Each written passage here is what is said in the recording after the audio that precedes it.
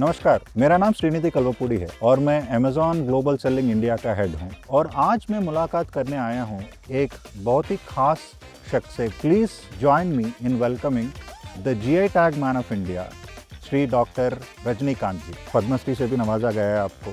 सबसे पहले सर, आपकी जीवनी के बारे में थोड़ा बताइए। वाराणसी से 35 किलोमीटर दूर जी। चुनार एक ऐतिहासिक जगह है। अच्छा। उसके बगल में हमारा गांव है जलालपुर माफी। अच्छा।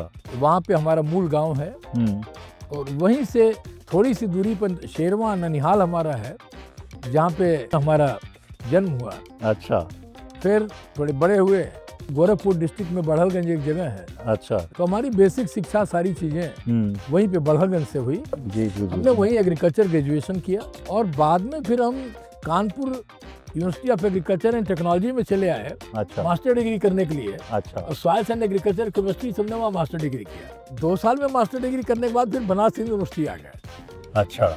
और बनारस यूनिवर्सिटी से हमने soils and agriculture chemistry, Ganga water pollution के ऊपर हमने डॉक्टरेट किया। अच्छा। 93 में यूनिवर्सिटी को फुल फ्लेज हमने फिर छोड़ दिया और 93 से फुल टाइम समाज सेवा में जो हमने अपना जीवन समर्पित किया। वाराणसी चूंकि बड़ा समृद्ध रहा है, साड़ी का बहुत बड़ा काम यहाँ पे वाराणसी में, बनास साड़ी, बनास ब्रोकेट काम होते रहे जी। और रूरल एरिया में भी बहुत बड़े पैमाने पे वीविंग होती थी। WTO के एग्रीमेंट के बाद साइन भारत ने भी कर दिया जी। ये कब हुआ था सर? कौन से साल की बात? ये जब WTO का एग्रीमेंट है वो 96 में हुआ था। और एग्रीमेंट के बाद में जब सिग्नेचर हो गया ट्रीटी पे जी, और सरकारों की अनफॉर्चुनेटली तैयारी नहीं थी और नतीजा ये रहा, दुनिया के सामान, विदेशी सामान, नकली सामान भारत में धीरे धीरे फ्री ट्रेड हो गया और उसका नुकसान हुआ। हम आभारी हैं late prime minister Shri Atal Bihari Vajpayee ji के, जिनके समय में भारत में जीआई के कानून को लाने की प्रक्रिया शुरू हुई। अच्छा। और 1998 में इसको पार्लियामेंट में टेबल किया गया। 99 में जीआई का कानून पास हुआ। सितंबर 2003 से बजट नोटिफिकेशन से ये भारत में लागू हो गया। अच्छा। दार्जिलिंग टी को भारत का पहला जीआई मिला। फर्स्ट जीआई मिलने के बाद एक इन्वायरमेंट धीरे धीरे क्रिएट होना शुरू हुआ। आपने जब डिसाइड किया था कि मुझे ये समाज सेवा करनी है, इस पे जाना है, तो आपका जो है सारा करियर जो है आपके सामने था, तभी शुरुआत हुई थी।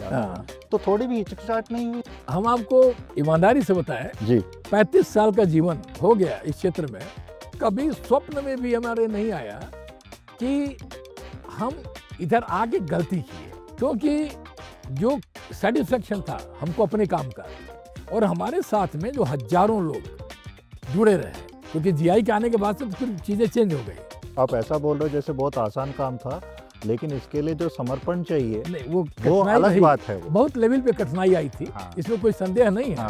हमें ऐसा लगता है कि शायद आप अच्छा काम करने लगे, ईश्वर आपके साथ में है, वो एक बड़ी ताकत देते हैं। थोड़ा सरल तरीके में एक बार समझाइए, होता क्या है जीआई टैग? बिकॉज मुझे नहीं लगता कि बहुत सारे लोगों को अभी भी अच्छी तरह से मालूम है इसके बारे में। जीआई मतलब ज्योग्राफिकल इंडिकेशन जी। ये कानून है बौद्धिक संपदा अधिकार में, patent, copyright, trademark, design, industrial design, design secret, ये सारी चीजें कवर होती हैं। But these all are the individual property. ये सब निजी संपत्ति है। आपने कुछ आविष्कार किया, पेटेंट कराएंगे। आपने फैक्ट्री खोला, आप ट्रेडमार्क लेंगे। आपने बुक लिखी, आप कॉपीराइट लेंगे। लेकिन बनारस की साड़ी, भदोही की कालीन, ग्वालियर की carpet, Kashmir carpet, Kanjeevaram silk या लखनऊ की चिकनकारी या बनारस की पिंक एनमलिंग गुलाबी मीनाकारी, ये किसकी प्रॉपर्टी है? These all are the community property। तो कम्युनिटी प्रॉपर्टी का प्रोटेक्शन ही नहीं था।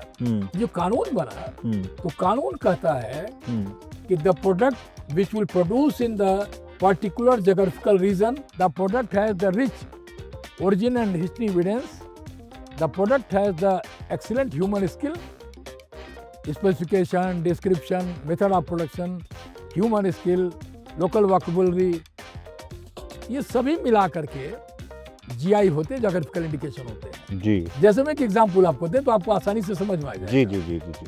बनारस की साड़ी, जब हम बोलते हैं Banaras brocade and sari, brocade means fabric. अभी जैसे हमारे जो जैकेट है, ग्यासर है जी, ये बनारस का ब्रोकेट है जी, ये जीआई टैग है। अब बनारस की साड़ी का जो इतिहास है सैकड़ों साल का, उसमें डिमार्केटेड एरिया डिसाइड हुई 5 डिस्ट्रिक्ट। अच्छा।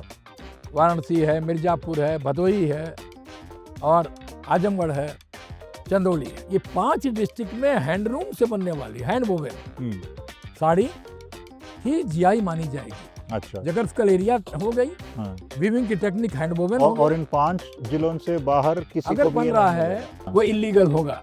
यहाँ से थोड़ी सी दूर पे मऊ है, मऊ की साड़ी की अलग परंपरा है, अलग टेक्निक है, अलग काम है, ठीक है, वार्पमेंट दे आर यूजिंग देयर, लेकिन उसको शुरू से बोलते थे मऊ वाली साड़ी। आजमगढ़ में, मुबारकपुर में साड़ी बनती है लेकिन बोलते बनारसी साड़ी। तो बड़ा सिंपल सा है कि कोई भी प्रोडक्ट जो इस पर्टिकुलर जोग्राफिकल रीजन में प्रोड्यूस हो रहा है, अपनी हिस्ट्री के साथ में, ओरिजिन के साथ में, ज्योग्राफी के साथ में, ह्यूमन स्किल के साथ में, वो माना जाएगा। जीआई क्रिएट नहीं कर सकते हैं।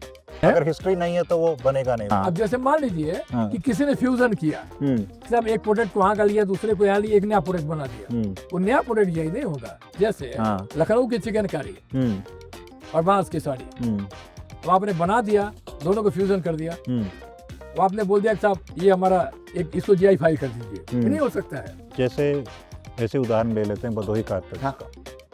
अगर समझो कोई और बोले कि ये भदोही कारपेट नहीं है पर भदोही कारपेट बोल के अगर बेच रहा है, तो क्या रिकोर्स अवेलेबल है? मतलब जैसे कानूनी प्रोटेक्शन जो कोई भी केस डाल सकता है या कैसे होता है? अगर लेकिन 2 चीज पहले है। 2010 में भदोही की कारपेट को जीआई मिला जी, और नाम है हैंडमेड कारपेट ऑफ भदोही। अच्छा, नाम क्लियर एकदम है, उसमें मॉडिफिकेशन हम नहीं कर सकते हैं। अच्छा। अब ये नहीं कि कोई बोल सकता है भदोही की बनी कालीन, कोई नहीं, हैंडमेड कारपेट ऑफ भदोही। एक नाम, नॉमेनक्लेचर क्लियर है, वो जीआई में रजिस्टर है जी। दूसरा जोग्राफिकल रीजन फिक्स है 9 डिस्ट्रिक्ट, तो विद इन 9 डिस्ट्रिक्ट। तीसरा क्लियर है ओनली हैंड वोवेन। भदोही में भी अगर बनेगा, अगर कोई मशीन आपने ले आए, बड़ी मशीन तो उसको जीआई नहीं है, वो इन्फ्रिंजमेंट होगा, गैर कानूनी होगा। भदोही कारपेट के नाम से उसको बेच नहीं सकते हैं। तो पहला तो जीआई हो गया। दूसरा, who will use the GI tag? Only the GI authority who are the producer, are the trader, are the MSA unit, are the exporter. Bhadohi carpet शब्द वही प्रयोग करेगा जो जीआई का अथॉराइजर है। भारत में जीआई अथॉराइजर बनाने के लिए फीस सिर्फ 10 रुपए है। 10 रुपए की फीस एक्सपोर्टर भी, 10 रुपए की फीस वो बुनकर और शिल्पी भी, 10 रुपए की फीस किसान भी, सब एक बराबर। अच्छा। और डॉक्यूमेंट हटा दिएगा, सिंगल पेज का डॉक्यूमेंट है, वो सिर्फ डिक्लेयर करता है। ये सेल्फ डिक्लेयर करता है कि हम वीवर हैं, आर्टिजन है। अच्छा। उसके साथ उसका आधार कार्ड लगेगा, आर्टिजन है तो उसका कार्ड लगेगा, एमए यूनिट का उसका डॉक्यूमेंट पेपर लगेगा। सिंपल सा है, आपको बताना पड़ेगा कि ये है जी जी। और वो डॉक्यूमेंट कंप्लीट होकर के फिर यहाँ से गवर्नमेंट का ऑफिसर सर्टिफाई कर देगा जी। वो जीआईआरसी चेन्नई को चला जाएगा। वहाँ जाने के बाद पोर्टल पर अपलोड होगा, सबके नंबर वहाँ पे लोकेट हो जाएंगे, गजट नोटिफिकेशन होगा। उसके बाद जीआई सर्टिफिकेट जितने लोग अप्लाई करेंगे सबको अथॉराइजर नंबर सेपरेट अलॉट होगा। अच्छा। सबका नंबर, जैसे भदोही कारपेट में भी मोर देन 300 लोग अथॉराइजर बन चुके हैं। अच्छा। बनारसी साड़ी में मोर देन 600 लोग बन चुके हैं।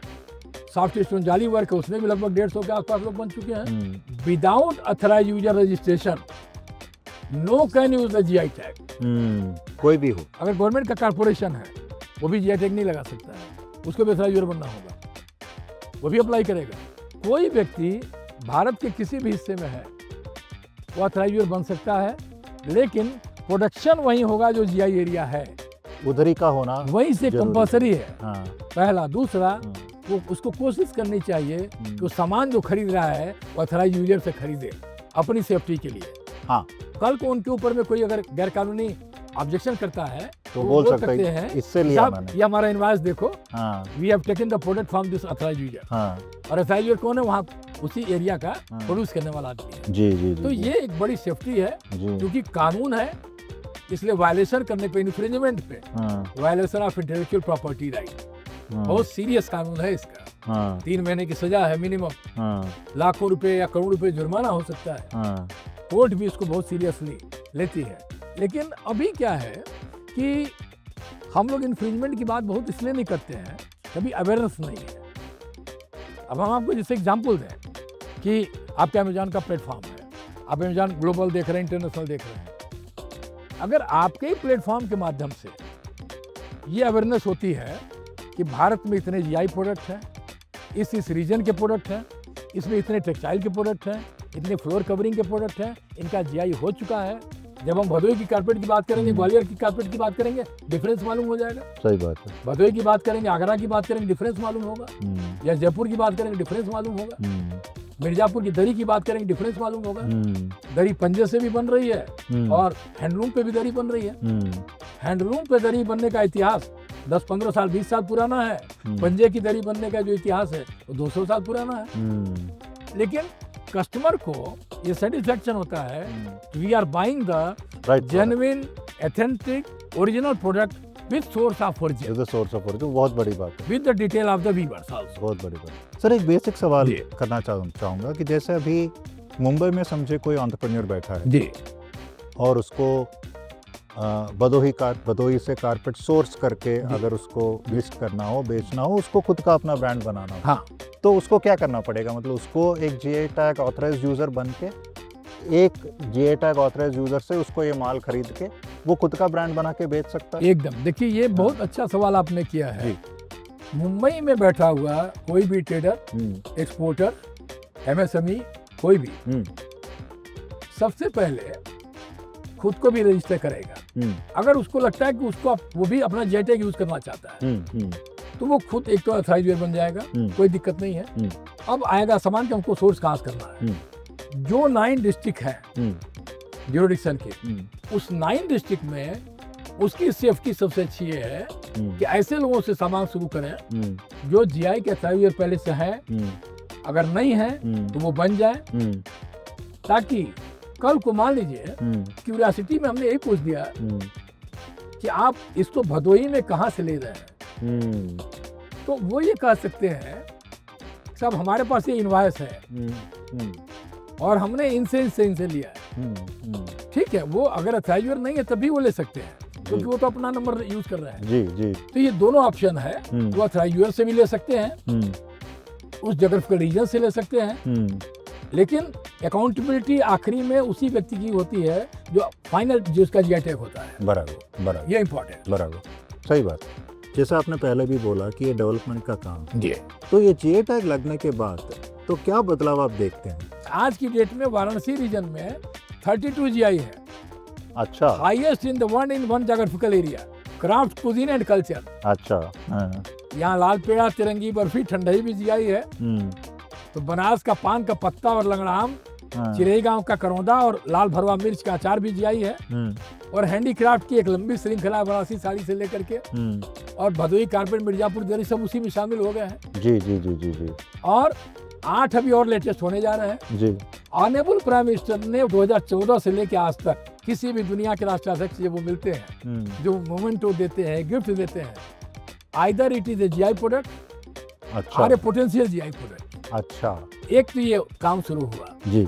दूसरा काम हुआ जिसको हमारी भाषा में, गवर्नमेंट की भाषा में बोलते हैं डाइंग आर्ट, लैंग्वेजिंग क्राफ्ट। जी जी जी। कला खत्म हो रही है जी। हमने उनको जीआई फाइल करना शुरू किया खोज करके जी। जिसका हम आपको लिविंग एग्जांपल देंगे, बनारस की गुलाबी मीनाकारी, पिंक एनेबलिंग। अच्छा, आप टाइप करिए, आपको देखिए कितनी चीजें आपको दिख रही वहाँ पे। जी जी जी जी जी। जब हमने जीआई फाइल किया तो उसमें 12 से 14 लोग थे इसमें बचे हुए।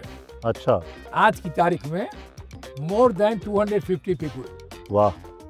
और टर्नओवर कितना इंक्रीज कर गया है हमें याद नहीं कि कितने देशों के एम्बेसडर गए होंगे, कितने देशों के मंत्री गए होंगे, कितने सीनियर ब्यूरोक्रेट गए होंगे और कितने प्रीमियम टूरिस्ट गए होंगे गुलाबी मीनाकारी को परचेज करने के लिए। दुनिया के राष्ट्राध्यक्षों के बैज, एम्बलम, मोनोग्राम, ये सब यहाँ बनता है, सारे वाराणसी में बनते हैं। वाराणसी का जरदोजी एकदम प्रीमियम क्वालिटी का आइटम है। बनारस में 6 कलर के हैंड ब्लॉक प्रिंट डायरेक्ट होते हैं। टेक्सटाइल में वो भी बनारस का बहुत बड़ा मार्केट है हैंड ब्लॉक प्रिंट। तीसरा जीआई ने क्या किया, माइग्रेशन को स्टॉप किया। अच्छा, जो लोग बनारस से जरदोजी का काम मुंबई में धरावी में करते थे, जा करके डिमांड जब हो गई तो वापस लौटना, वापस आ गए, वापस आ रहे हैं यहाँ पे। हैंडलूम की डिमांड बढ़ी तो वापस आकर के विविंग में लूम इस्टेब्लिश करना शुरू कर दिया।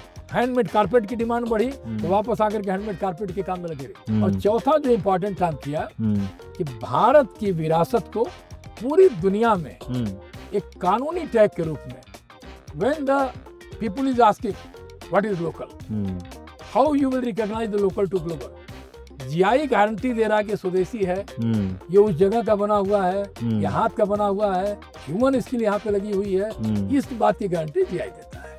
और एक सवाल करना चाहता हूँ, जैसे अभी Amazon.com जैसा पोर्टल है, अगर किसी को लेट्स से अगर मुंबई में कोई एंटरप्रेन्योर बैठा है, उसको भदोही से कारपेट सोर्स करके वहाँ बेचना है समझे, तो क्या आपको लगता है कि ये सारे जो GI टैग प्रोडक्ट्स हैं इनमें वो स्केल हो सकता है जिससे एक रिलायबल सप्लाई हो, लोग एक्चुअली सोर्स करके बेच सकते हैं?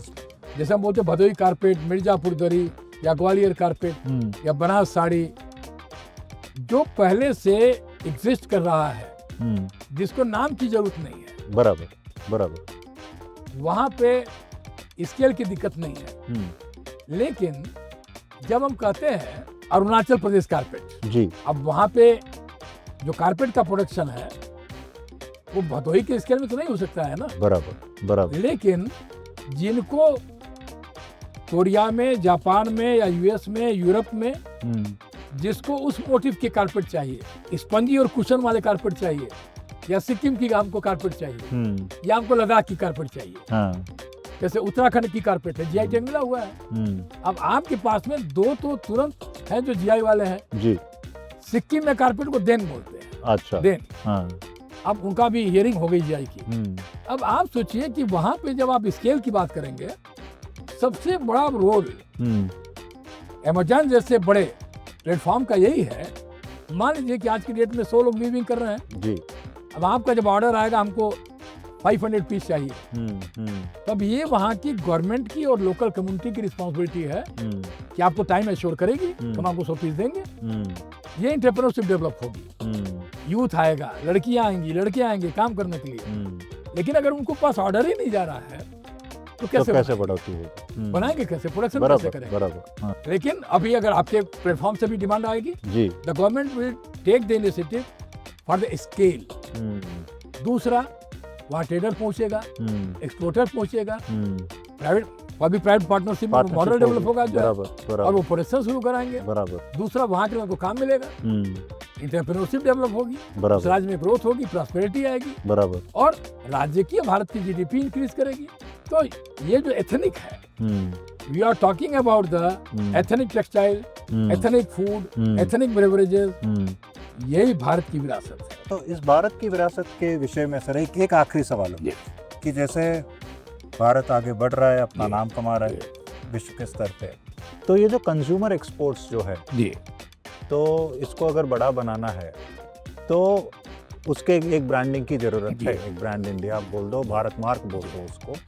तो इसमें आपको क्या लगता है कि GI टैग जो है, ये प्रक्रिया कहाँ तक इसमें हेल्प कर सकता है, एक भारत का एक ब्रांड क्रिएट करने के लिए? GI जो है वो अपना एक लीगल आइडेंटिटी है, करेक्ट, वो खुद एक ब्रांड है, करेक्ट, GI ब्रांड है। तो उस फ्रेम में GI को स्पेशल स्थान देते हुए अगर इस तरह की कोई चीज डेवलप होती है, तो हमें लग रहा है कि शायद भारत का के जो उत्पाद हैं, भारत के जो प्रोडक्ट हैं, भारत की जो हनी है, भारत के जो कुजीन है, या भारत के जो मिलेट्स हैं, जो श्री अन्न है, या हैंडलूम हैंडीक्राफ्ट के प्रोडक्ट है, जितनी भी कैटेगरी है, या नेचुरल गुड्स है, ये सारे प्रोडक्ट भारत के ब्रांड के साथ, GI टैग के साथ पूरी दुनिया में अपना परचम फहराएंगे, जिससे लाखों नहीं बल्कि करोड़ों लोगों को यहाँ रोजगार मिलेगा।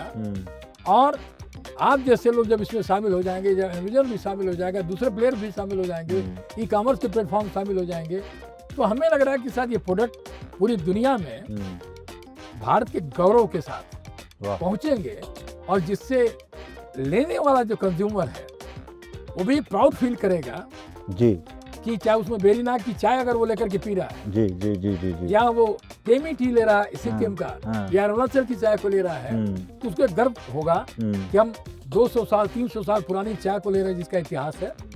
दूसरे जो प्रोड्यूसर है उसको एक नया बाजार मिलेगा, नई चीज मिलेगी, और उसका इकोनॉमिक ग्रोथ होगा। GI का सबसे बड़ा मूल मंत्र यही है कि भारत की समृद्ध सांस्कृतिक विरासत को पूरी दुनिया तक कानून के दायरे में रहते हुए पहुंचाना, बढ़ाना, और उन उत्पादों को सम्मान करना, बहुत अच्छी बात अमृत सर, बहुत बहुत अच्छा लगा आपके साथ बात करके, बहुत बहुत नहीं, धन्यवाद हमें भी हमसे बहुत जुड़ने अच्छा के लगा। लिए। बहुत Thank you very धन्यवाद much. आप लोगों को, आपकी पूरी टीम को, जो कि इतने मेहनत के साथ में इसमें पैशन के साथ काम कर रही है, और इसको भी हम लोग प्रमोट करें ताकि लाखों एंटरप्रेन्योर्स इसमें जुड़े, जी, काम करें, नए स्टार्टअप्स में लोग शामिल हो इसमें, और कंज्यूमर को real genuine product with legal identity वो मिले प्राप्त उसको। और सबसे बड़ी बात, भारत आगे बढ़े। वो आगे बढ़ेगा, आगे बढ़ेगा। Thank you very thank you very much. बहुत बहुत धन्यवाद, बहुत बहुत धन्यवाद।